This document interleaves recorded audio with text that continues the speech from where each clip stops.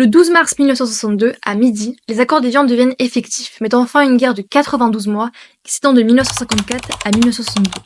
Ce conflit entraîne la chute de 6 présidents du Conseil et l'effondrement d'une république. Bienvenue sur l'Is Politique, votre source pour plonger dans l'histoire. L'Algérie devient alors une colonie française en 1830.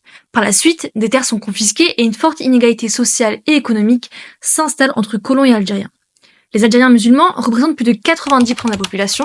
Ils sont néanmoins marginalisés, notamment à travers le code de l'indigénat. Ces conditions mènent à l'insurrection du 1er novembre 1954 menée par le Front de Libération Nationale, FLN.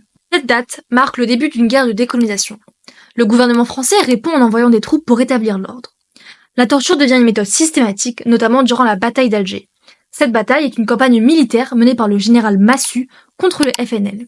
Bien que les Français obtiennent un succès militaire, la brutalité de la répression choque l'opinion publique internationale. La France traverse alors une crise politique. Charles de Gaulle revient au pouvoir, il est perçu comme la personne capable de résoudre le conflit, marquant ainsi la proclamation de la Ve République et le début d'une politique ambiguë face à l'indépendance.